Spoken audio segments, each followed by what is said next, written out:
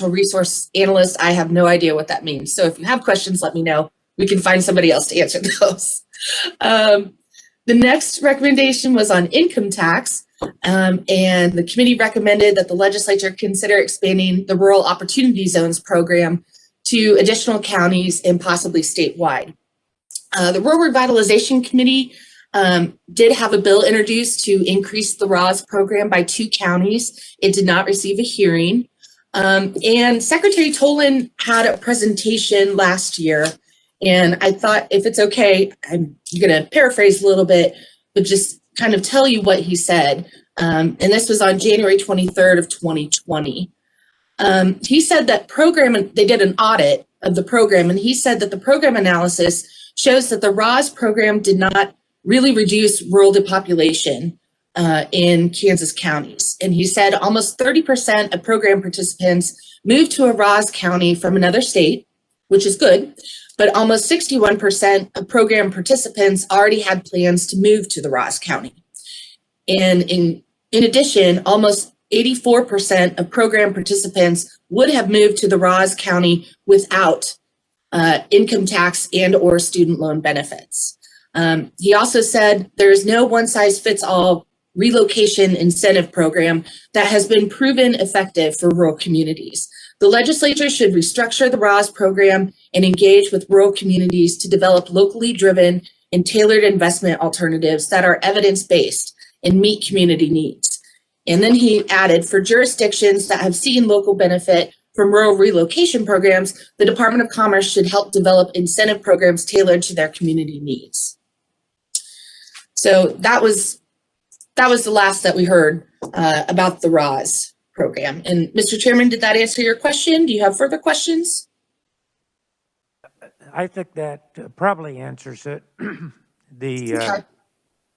I didn't know whether they had any other special recommendations of what to do. Of course, I personally disagree with the secretary because I know my county is a RAWS county, and I talked to a gentleman actually just last week when we were off days. He wanted to make sure that it continued. He had moved to go to work for John Deere, and he was living in Montgomery County, which is on the border with Oklahoma, instead of living in Oklahoma because of the RAWS program. And so that was a positive.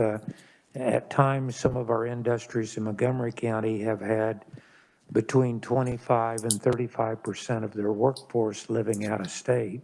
And the RAWS, in our instance, was to help attract people, even if they plan to go to work for one of these companies, to live in Kansas rather than live in Oklahoma, which a number of them do because we're so close, and to a couple of larger cities in Oklahoma. So I think it's beneficial, and I think there can be tweaks made to it, but we'll have to take what you have in there and take a look at it and see if there's anything we can do.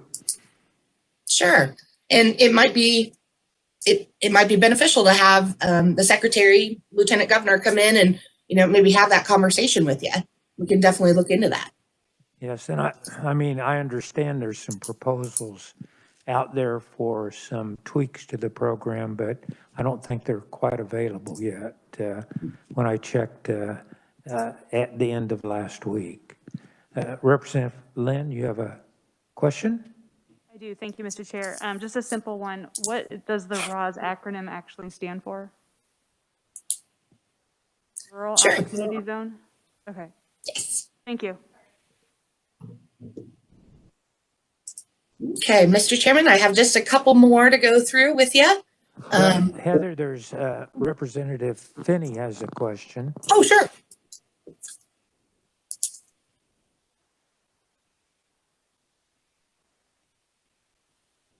Oh, no, I don't. I'm sorry. I did that by mistake. I apologize. Okay, we have a question. Representative Wassinger, do you have a question? I wanted to apologize for blurting.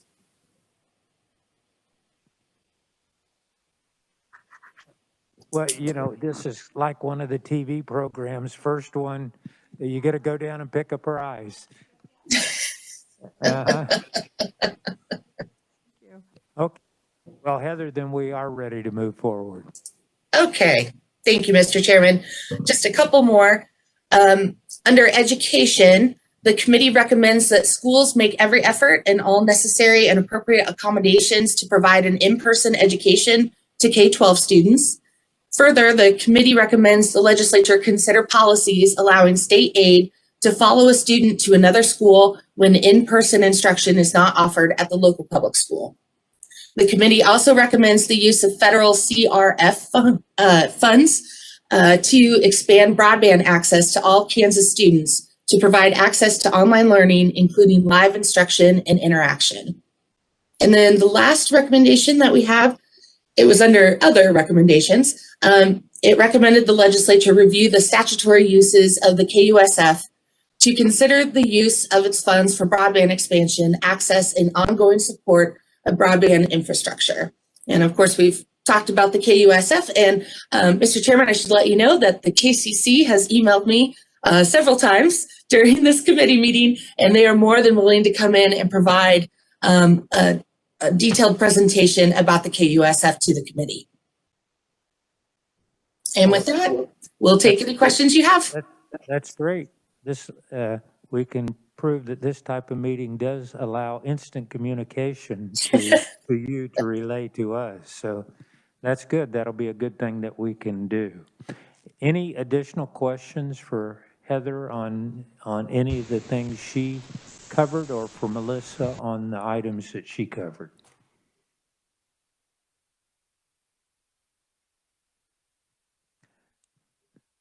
Don't see any additional questions then. Thank you both very much for your presentations, and I hope the committee will kind of roll some of these around and have them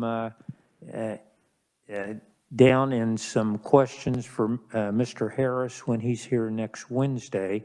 And he's told me that they have at least one case study from your home state in Iowa, Heather, that they worked on, that he's going to talk a little bit about, but some things that we can ask him with to try to come up with some things, one or two things, like we said, that we can zero in on here this year.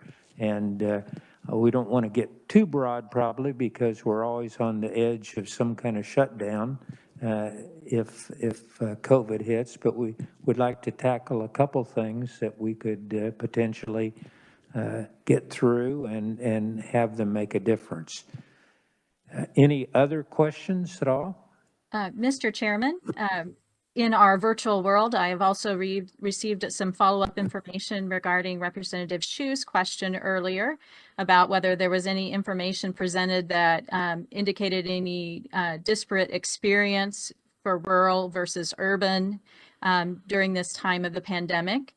And while it wasn't specifically addressed in the testimony presented, a handful of conferees that were from more regional, more rural regional areas, did provide testimony that was specific to their experience, and that included those who were agriculture producers and community banks.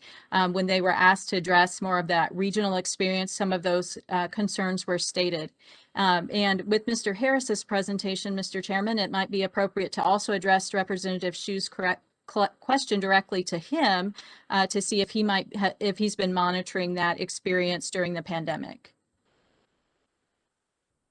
Great. This has worked well today, that we can address some of them while we're here. Any other questions for Heather or Melissa that you think of? Get them, kind of jot them down, and we'll have those that we can ask them, and we can also ask them to Mr. Harris next week. Now, on next week, we're still, the Monday meeting is tentative on exactly what we're going to do on Monday. Going to look at what the Senate does tomorrow when they hear the banking bill, and see what happens with it, and that'll kind of chart the course on which way we want to go. But we will have something that we will announce, watch for from Rich on the meeting on Monday. And then on Wednesday, we'll plan for Mr. Harris to be here. And I think as many levels of approval that it had to go through, it's bound to be spectacular to be able to do it. And I'm really looking forward to his input because the Kauffman Foundation this is kind of an area of emphasis now for them, and this will be a good way for us to get some guidance on different types of things in rural revitalization and development that they've looked at so far or they plan to look at. So get your questions together for Mr. Harris, and we'll look forward to that on Wednesday. So for right now, if there's nothing else, watch your email, and we will be adjourned.